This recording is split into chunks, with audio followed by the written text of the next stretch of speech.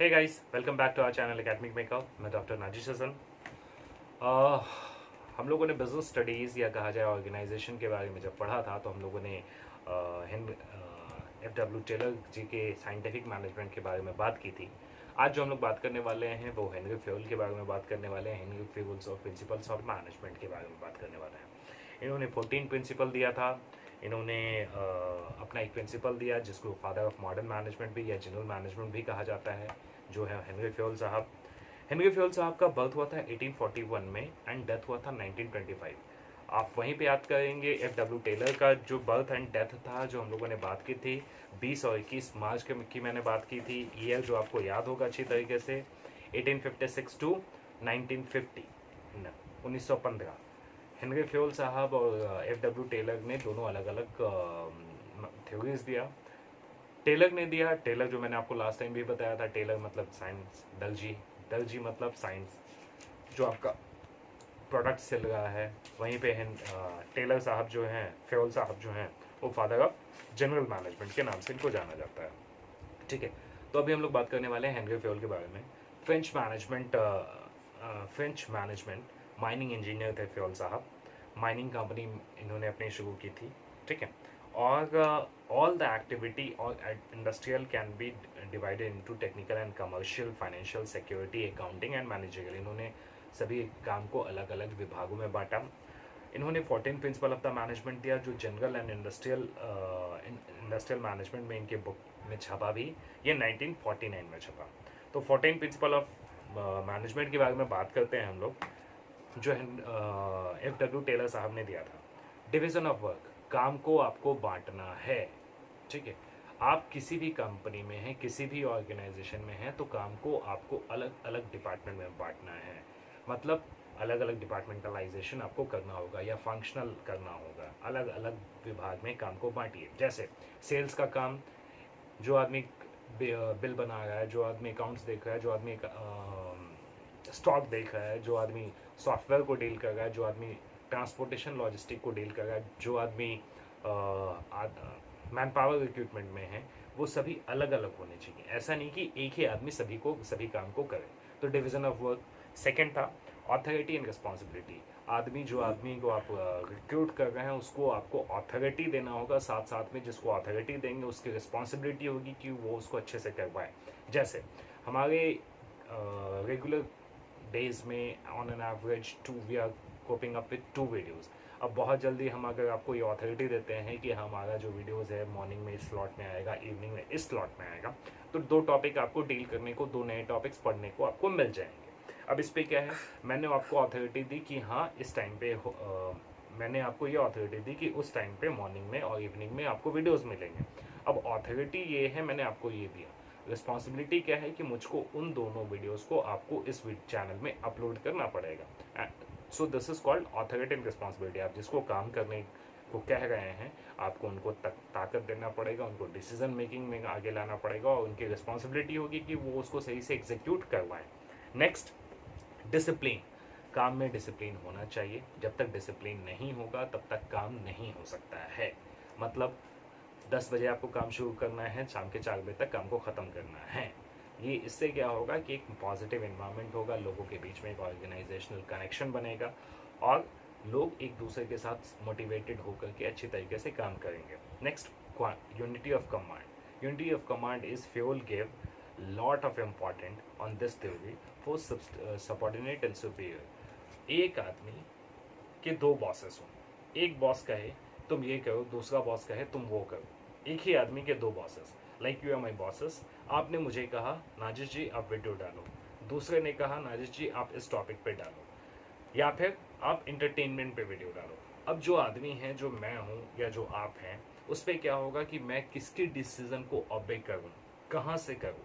मतलब उनके बीच में कॉन्फ्लिक्ट नहीं होगा, और इसके वजह से प्रोडक्शन और आउटपुट जो है वो कम पर हो जाएगा। So this is unity of command. एक आदमी को एक ही आदमी या जो सिस्टम या जो पैटर्न बना है उसके अकॉर्डिंगली उनके सुपीरियर्स जो है उसी तरीके से उनको ऑपरेट करें। Next, unity of direction. एक एरिया में, एक क्षेत्र विशेष पे ही आपको काम करना पड़ेगा। आपको काम क्लियरली अज्यूम होना चाहिए कि कौन सा काम आपको दिया गया है और कौन सा काम आपको कब तक करना है। जब तक वो नहीं होगा तब तक आप कैसे काम करेंगे? मतलब आपको सेम डायरेक्शन में, जैसा मैं चाहता हूँ आपको उसी डायरेक्शन में काम करना पड़ेगा। तो डायरेक्शन भी जो है वो इक्वल होना चाहिए, वो कोऑपरेटिव होना चाहिए, उसमें कहीं पे भी कॉन्फ्लिक्ट या डिस्प्यूट नहीं होना चाहिए। नेक्स्ट जो इन्होंने कहा था, सबऑर्डिनेशन और individual interest to general interest, मतलब ऑर्गेनाइजेशन का इंटरेस्ट सबसे ऊपर हो, ना कि किसी इंडिविजुअल का। कई बार ऐसा होता है ऑर्गेनाइजेशन में कि किसी एक पर्टिकुलर पर्सन को, किसी एक पर्टिकुलर लेवल को फेवर किया जाता है, वहीं दूसरे को नहीं किया जाता है। तो subordination of individual interest to general interest, किसी एक खास व्यक्ति का इंटरेस्ट हावी नहीं होगा, जब भी होगा पूरे ऑर्गेनाइजेशन का इंटरेस्ट सुपीरियर होगा। रेम्यूनरेशन ऑफ द एम्प्लॉय, जो एम्प्लॉय आपके साथ काम कर रहा है उसको उसका मानदेय, उसका पेमेंट उसको मिलना चाहिए, उससे वो सेल्फ मोटिवेटेड होगा, वो खुद काम करेगा।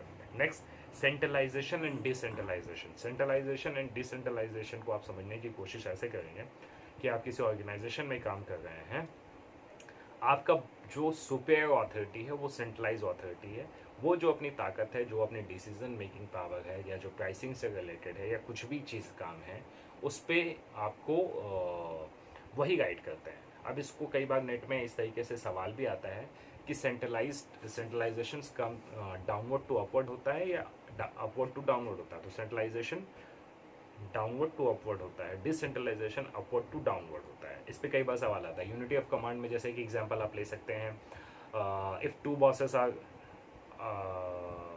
Giving direction, sales and marketing और sales and finance department are giving direction to an employee कि yes you can sell this product at 50 rupees, वहीं पे फाइनेंस वाले लोग कहते हैं कि this much amount, this much maximum discount can be given to an employee person, या कोई डिस्काउंट नहीं दिया जा सकता है। तो यहाँ पे यूनिटी ऑफ कमांड कॉन्फ्लिक्ट हो जाता है, उसकी वजह से ऑर्गेनाइजेशन के एम्प्लॉय उनके परफॉर्मेंस पे अफेक्ट पड़ता है। स्केलर चेन बेसिकली ये है कि हायरार्की जो है वो प्रॉपर सिस्टम में होना चाहिए, उसमें कहीं पे भी कोई कंफ्यूजन या कोई डिस्प्यूट, कोई डिस्टर्बेंस नहीं होना चाहिए। अगर वो होता है तो ऑर्गेनाइजेशन के एम्प्लॉयज़ का जो परफॉर्मेंस है उस पर अफेक्ट आ सकता है। अफेक्ट आने के बाद नॉर्मली लोग उससे लॉन्ग टर्म तक काम अच्छे तरीके से नहीं कर पाएंगे, क्योंकि डिस्प्यूट अराइज हो जाएगा। ऑर्डर, बेसिकली ऑर्डर जो है that is a kind of arrangement. Material जो है, एचआर जो है, मार्केटिंग जो है, फाइनेंस जो है, वो इस तरीके से होना चाहिए कि ये काम खत्म हुआ इमिडिएटली ये काम चालू हो जाएगा।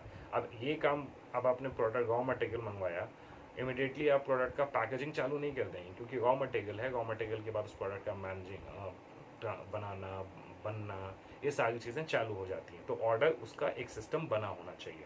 नेक्स्ट, इक्विटी, बराबर का मौका सभी एम्प्लॉयज़ को देना चाहिए आपको। अगर आप इक्विटी नहीं देते हैं सभी एम्प्लॉयज़ को, तो आप कहीं ना कहीं उस पर डिस्प्यूट पैदा होगा अमंग द एम्प्लॉय और लोगों के परफॉर्मेंस लेवल डाउन होंगे। Next, fix time, stability of a person. एक पर्सन जो है, जो भी ऑर्गेनाइजेशन में काम कर रहा है, वो एम्प्लॉय को फिक्स टाइम के लिए आपको रखना पड़ेगा। ऐसा नहीं कि आपने लिया 3 दिन में आप रिजल्ट उम्मीद कर रहे हैं, और जो है उस काम में उसका अभी तक उस काम समझ में ही उसे नहीं आया, और काम जब तक उससे समझ में ही नहीं आया वो काम कहाँ से करेगा। तो जब तक वो काम नहीं करेगा तो वो परफॉर्मेंस नहीं दे सकता है। So this is called stability of a person, कि आप जिस व्यक्ति को ऑर्गेनाइजेशन में ले करके आ रहे हैं आपको उसको स्टेबल करना पड़ेगा, और जब तक आप उसको स्टेबल नहीं करेंगे तब तक वो ऑर्गेनाइजेशन में आगे नहीं परफॉर्मेंस दे पाएगा। क्योंकि आपने कई बार देखा होगा कि ऑर्गेनाइजेशन में स्टेबिलिटी बहुत मायने रखता है। जब तक एम्प्लॉय खुद से सेटिस्फाइड नहीं हो, कई बार मैंने जहाँ पे कई ऑर्गेनाइजेशंस में देखा है, कई ऐसे लोग भी काम में रहे जो शुरू के 6 महीना 8 महीना तक जिन्होंने कोई खास परफॉर्मेंस नहीं दिया, बट 1 साल के बाद they were the top performer of the organisation. Next, initiative, जो अच्छे काम करेंगे ऑर्गेनाइजेशन में आपको उनको बढ़ावा देना होगा, उनको प्रमोट करना पड़ेगा, so that they will feel motivated and they will work towards the achieve the organizational goal. Split day crops, split day crops का मतलब ये हुआ कि टीम स्पिरिट, ऑर्गेनाइजेशन में टीम स्पिरिट होना चाहिए। जब तक आपस में टीम स्पिरिट नहीं होगा ऑर्गेनाइजेशन में लोग काम अच्छे से नहीं कर पाएंगे, और जब तक वो काम नहीं करेंगे अच्छे से जब तक वो अपना परफॉर्मेंस अच्छे से नहीं देंगे उसमें आपको ऑर्गेनाइजेशन का जो ऑब्जेक्टिव है वो अचीव नहीं हो पाएगा। आपने भी कई बार सुना होगा किसी परिवार में, किसी टीम में अगर सभी लोग एक साथ मिलजुल करके काम करते हैं तो परफॉर्मेंस का लेवल या आउटपुट का लेवल जो है वो बहुत अच्छा होता है।